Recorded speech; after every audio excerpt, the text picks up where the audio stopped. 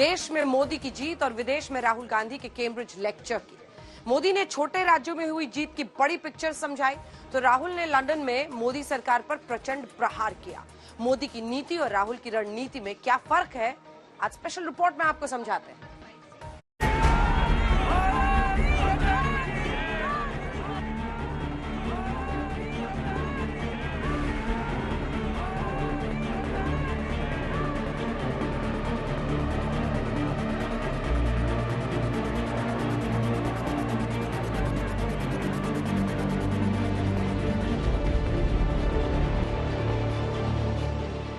माहौल कैसा भी है, विपक्षी चाहे जितना जोर लगाए, विरोधी चाहे जितनी गाली दे, विरोधी चाहे जितने भी आरोप लगाएं, राहुल चाहे जितना भी कोसें, मोदी ऐसा दांव चलते हैं कि विपक्ष देखता रह जाता है और बीजेपी का काम बन जाता है।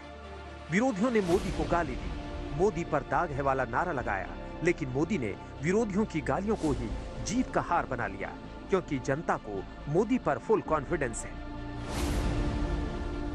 ऐसे समय में जब कुछ लोग मोदी की कब्र खोदने की ख्वाहिश कर रहे हैं, जहां मौका पड़ता है कमल खिलता ही जा रहा है, खिलता ही जा रहा है। कुछ लोग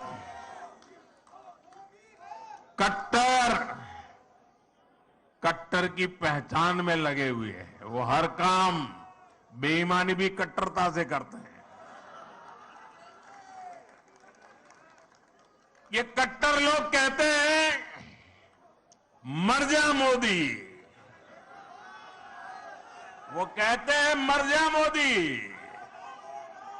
देश कह रहे हैं मत जा मोदी, मत जा मोदी, मत जा। यही है मोदी की राजनीति का स्टाइल। राह में विरोधी कांटे बिछाते नहीं थक रहे और मोदी उन कांटों को कामयाबी की सीढ़ी बनाकर ऊपर चढ़ते जा रहे हैं। देश के चुनावी नतीजे यही गवाही दे रहे हैं। मतलब ये कि 2024 से पहले मोदी ने अपना होमवर्क पूरा कर लिया है, तो वहीं मोदी विरोधी मोर्चा होमवर्क में बहुत पिछड़ता नजर आ रहा है। इसे यूं समझिए, देश की सबसे पुरानी पार्टी के नेता हैं राहुल गांधी। कांग्रेस का दावा है कि भारत जोड़ो यात्रा ने राहुल का माहौल बना दिया। अब 2024 में मोदी का रथ राहुल रोक देंगे। इसे सरल शब्दों में समझें तो राहुल की अगुवाई में ही विपक्ष मोदी को चुनावी दंगल में हरा देगा। हालांकि 2024 से पहले राहुल ने कितना होमवर्क पूरा किया, आप कैम्ब्रिज यूनिवर्सिटी में उनके लेक्चर से समझ सकते हैं। बीजेपी का आरोप है कि राहुल गांधी दुनिया को बता रहे हैं कि भारत में लोकतंत्र खतरे में है, लेकिन ये बताना भूल गए कि एक के बाद एक चुनावों में देश की जनता कांग्रेस को नकार रही है। चुनाव दर चुनाव देश के नक्शे से कांग्रेस का राज गायब होता जा रहा है। आज सिर्फ 3 राज्यों में कांग्रेस की सरकार है। पूर्वोत्तर के 3 राज्यों के ताजा नतीजों से साफ है कि कांग्रेस यहां से भी साफ हो गई। राहुल गांधी दुनिया को बता रहे हैं कि उनकी जासूसी हो रही है, उनके मोबाइल में पेगासस है, लेकिन ये बताना भूल गए कि देश की सबसे बड़ी अदालत ने कथित जासूसी कांड पर एक्सपर्ट की कमेटी बनाई। कमेटी को पेगासस से जुड़ा कोई सबूत नहीं मिला।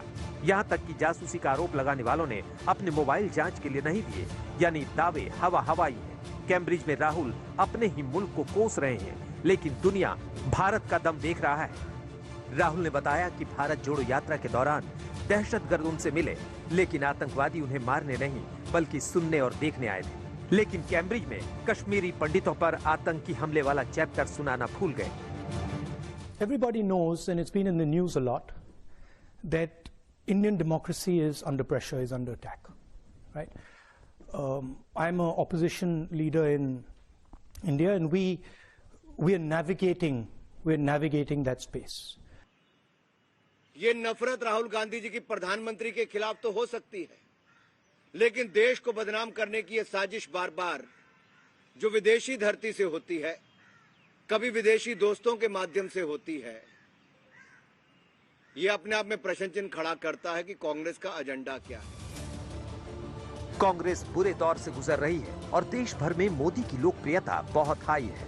मोदी समर्थक ऐसी बातों को सुनने को तैयार नहीं। जब विदेश जाकर ऐसी बातें बोलते हैं तो कहीं न कहीं मोदी समर्थकों को मौका मिल जाता है राहुल को घेरने का। Kashmir is a state which is insurgency prone, right? There's a lot of violence. There's been quite a lot of violence for many years.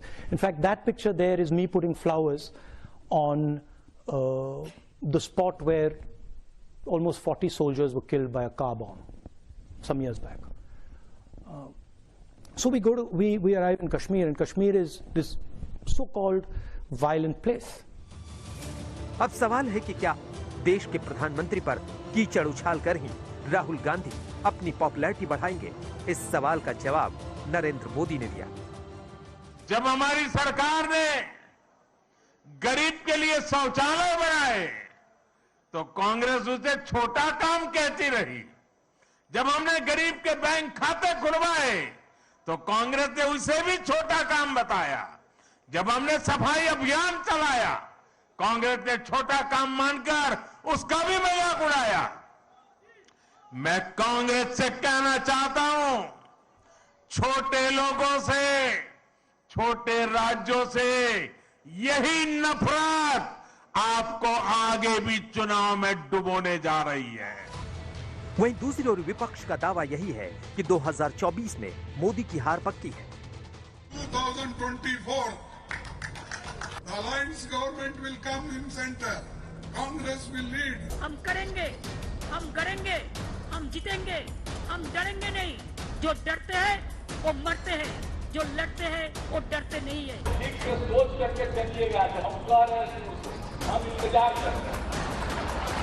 अगर मेरा चिरहुआ को अगर मान लीजिएगा, कहीं 100 के पीछे जाएंगे, जान लीजिए। तो आइए आज सब लोग मिलके 130 करोड़ भारत के लोग मिलके प्रण लें कि हम सब लोग मिलके आने वाले समय में भारत को दुनिया का नंबर 1 देश बनाएं।